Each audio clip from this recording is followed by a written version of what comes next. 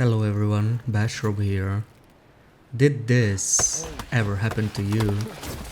After watching this video, you should know all you need to never fall when climbing again and more. The new region called Mountain Pass is about to come out, and Hinterland described it as, quote, the most vertical region so far, with plenty of steep and craggy terrain to pass through, end quote. So I think this is the perfect time to make a video about the rope climbing mechanics. First, let's talk about climbing speed. The climbing speed is greatly affected by both your fatigue and stamina levels, so it's best to only climb when rested and letting your stamina bar regenerate. Stamina only matters when under 50%. Anything over that does not slow you down. Note that using a stim refills your fatigue bar, however it does not refill your stamina bar, so make sure to not drain it before climbing, otherwise you will climb much slower. Climbing down is also slower, but the difference is not as drastic. If your stamina reaches 0 and you are still climbing, you are at the risk of sliding down a rope or even falling off completely. When you run out of stamina, the game rolls for a chance to slip or fall every 5 to 10 seconds. Each successive roll has a higher chance of slipping and falling. In short, this means you do not want to climb with no stamina under any circumstances, though if you're less than 5 seconds away from finishing the climb, you should be fine. If you do fall down, you will take a large hit to your condition and you will get some sprains and maybe blood loss as well. However, as long as you are over 15% condition, you should survive the fall no matter how high. But you might end up being at very low condition after the fall, so make sure you have some bandages to patch up the blood loss ASAP. Falling off ropes is not related to fatigue at all. You can still climb ropes down and even up safely, even when exhausted, as long as your stamina bar is not drained. This makes many ropes in the game climbable, no matter how tired you are.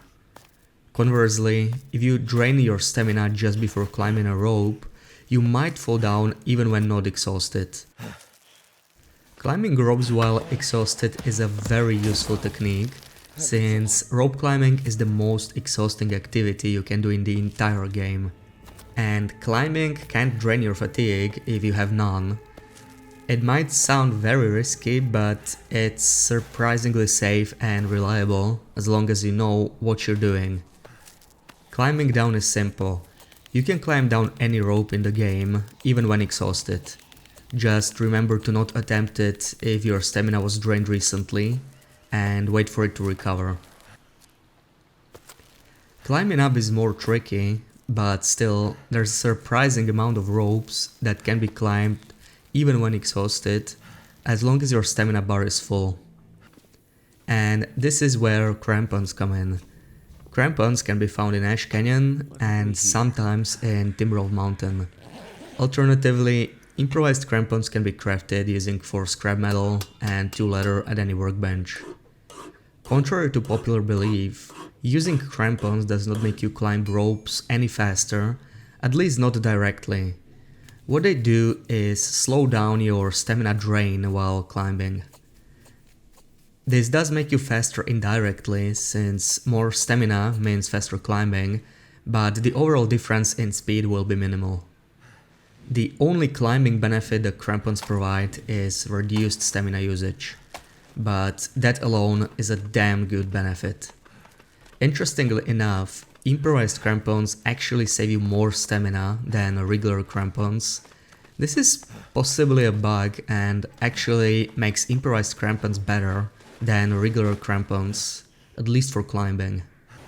With crampons, an even larger number of ropes is perfectly safe to climb when exhausted, including the summit rope. And when you equip the improvised crampons, every rope in the game becomes climbable even when exhausted, except one.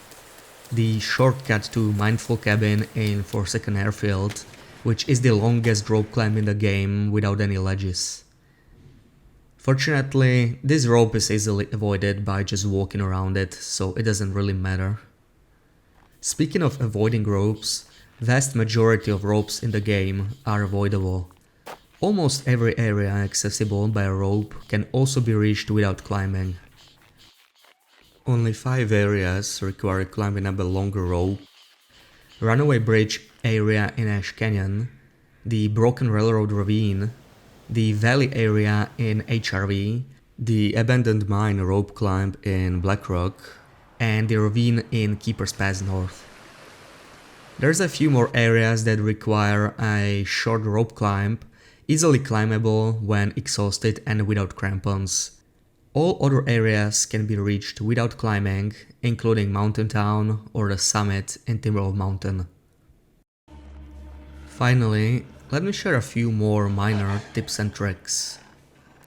First, remember that if you have broken ribs or sprains, you can still climb ropes by using emergency stims. It pays off to keep some in your inventory, but keep in mind that this will not work if you are over-encumbered. You can start climbing a rope as a way to break aggro on wildlife. It can be very useful for escaping dangerous situations, or a somewhat cheesy way to hunt bears or moose.